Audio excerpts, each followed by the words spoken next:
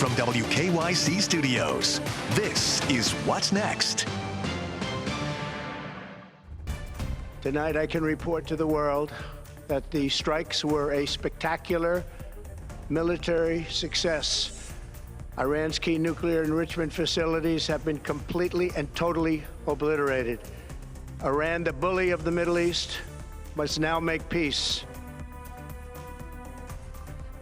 Breaking news, President Donald Trump announcing tonight from the White House the U.S. military struck 3 sites in Iran, directly joining Israel's effort to eliminate the country's nuclear program. In a national address less than an hour ago, President Trump, speaking to America, says Iran has a choice between peace or tragedy. Good evening, everyone, and thanks for joining us here at 11. I'm Brissa Bradfield. Peter Fleischer has the night off.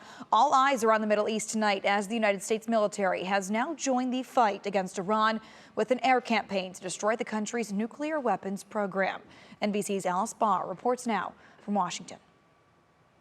Thank you very much. In a dramatic escalation, President Trump tonight ordering U.S. airstrikes on 3 nuclear sites inside Iran. Our objective was the destruction of Iran's nuclear enrichment capacity and a stop to the nuclear threat. Calling the attack successful and saying he hopes it will lead to new negotiations and an end to the fighting between Iran and Israel.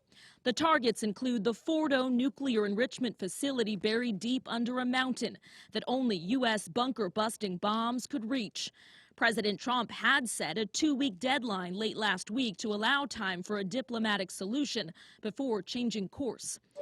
Early Saturday, Iran sent a barrage of missiles into Israel. Israeli forces have been hammering Iranian nuclear and military sites, aiming to destroy the nation's ability to build a nuclear weapon. I decided a long time ago that I would not let this happen. It will not continue.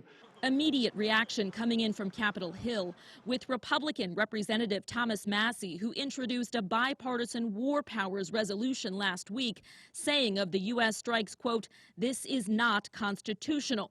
Others, including House Speaker Mike Johnson, praising the move for preventing the, quote, "world's largest state sponsor of terrorism" from obtaining the most lethal weapon on the planet.